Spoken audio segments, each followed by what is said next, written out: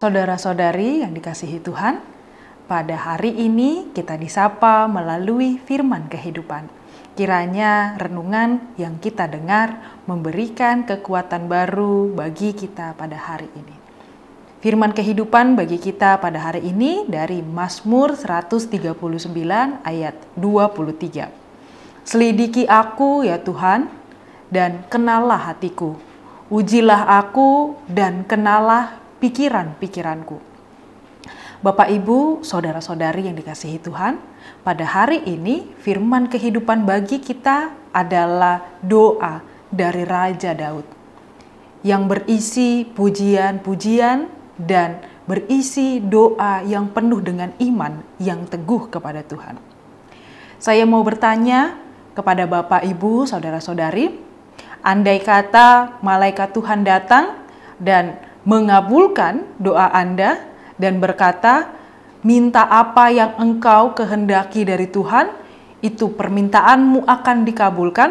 Kira-kira apa yang akan Anda minta? Coba kita renungkan sejenak.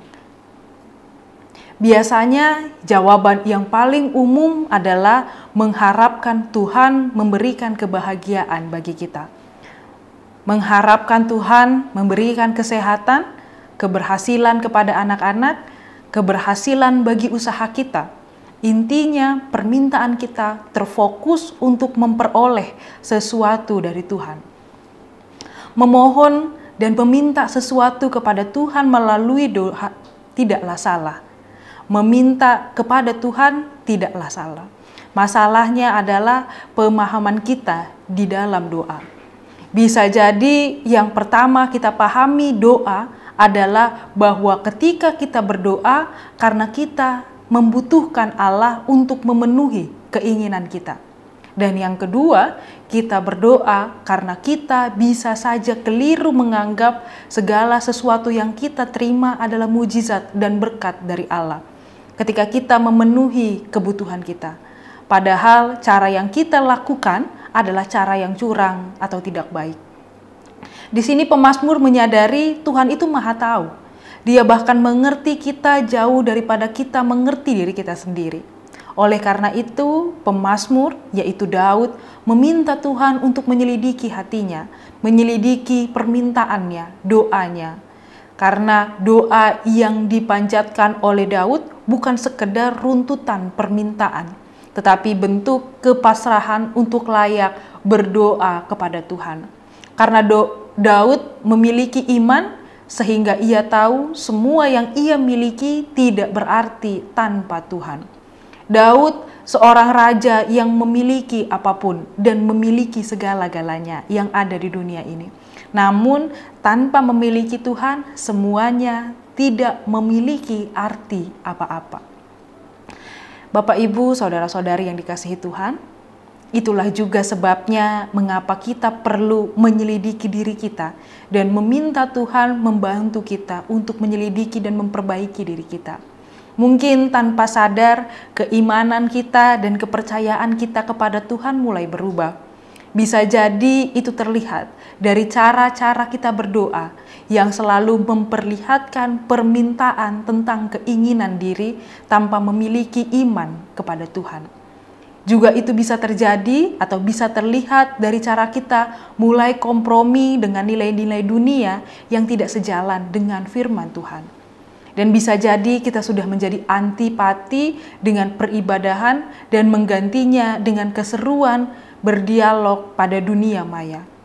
Banyak hal, Bapak, Ibu, Saudara-saudari, yang membuat kita bisa berubah keyakinan karena kita memprioritaskan, mengutamakan keinginan hati kita. Sehingga hal ini membuat kita kembali mengingat cara berdoa Daud yang meminta Tuhan untuk menyelidiki hatinya. Karena Daud tahu kalau hati dan pikirannya dapat berubah dan menjauh dari Tuhan, maka ia memohon di dalam doanya kiranya Tuhan menyelidiki hatinya. Bagaimana cara menyelidiki diri? Seberapa sering kita perlu melakukannya? Kita perlu melakukan penyelidikan diri. Kita perlu memperbaiki diri setiap hari melalui perenungan, melalui saat teduh yang kita lakukan. Yang dimaksud saat teduh adalah berdoa dengan penuh iman kepada Tuhan. Bukan hanya berdiam diri tanpa melakukan apapun, sikap pasrah, tetapi dengan membaca firman Tuhan dapat menyatakan, memperbaiki, mengingatkan kesalahan kita. Dalam saat teduh, dalam renungan kita setiap hari, kita mengizinkan Tuhan untuk menyatakan apa yang salah di dalam kehidupan kita. Kita mengizinkan Tuhan untuk menyelidiki diri kita dan apa yang masih kurang di dalam kehidupan kita, di dalam perilaku kita, di dalam sikap kita, serta apa yang perlu diperbaiki dalam pertumbuhan iman kita. Sehingga kita senantiasa siap melakukan panggilan Tuhan dengan kesetiaan, dengan kebaikan dan kasih yang telah Allah berikan di dalam kehidupan kita. Manusia memiliki kekurangan. Manusia memiliki blind spot atau titik di mana kita tidak sadar apa yang sedang kita lakukan. Maka di titik itu kita perlu diingatkan.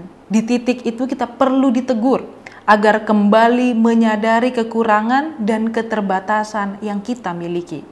Doa Daud mencerminkan kemurnian iman dan hidupnya yang ingin berkenan kepada Allah. Ia membenci ketidakbenaran yang terjadi di dunia dan meminta Allah untuk menguji hatinya. Daud adalah respon dari pengenalannya akan hakikat sifat Allah.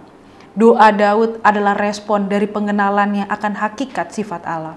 Pengalaman Daud mengajarkan kita untuk bersedia meminta Allah menguji hati kita.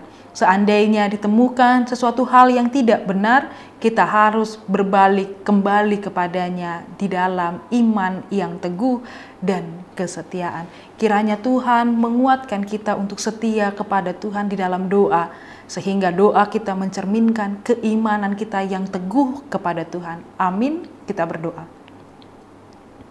Ya Tuhan, Allah yang penuh dengan kesetiaan, melalui Yesus Kristus kami menerima keselamatan dan pemeliharaan melalui Roh Kudus. Kami telah mendengar firman kehidupan yang mengkoreksi kami akan cara kami beriman dan beribadah kepada Tuhan. Kiranya selidiki kami, selidiki hati kami, sehingga kami dapat memperbaiki diri kami sesuai dengan kehendak-Mu. Sehingga nyatalah kemuliaan Allah dan kerajaan Allah hadir di tengah-tengah dunia ini melalui peran kami yang setia melakukan yang sesuai dengan kehendak-Mu. Kami memiliki keterbatasan Tuhan untuk layak, untuk mampu melakukan yang benar. Tetapi kiranya kekuatan dari-Mu menguatkan kami untuk senantiasa kuat dan senantiasa setia melakukan yang sesuai dengan kehendak-Mu. Terpujilah nama-Mu Tuhan, hanya melalui nama anak-Mu Tuhan Yesus Kristus kami berdoa dan mengucap syukur. Amin. Anugerah dari Tuhan kita Yesus Kristus, kasih setia Allah Bapa dan persekutuan Roh Kudus kiranya menyertai kamu sekalian. Amin.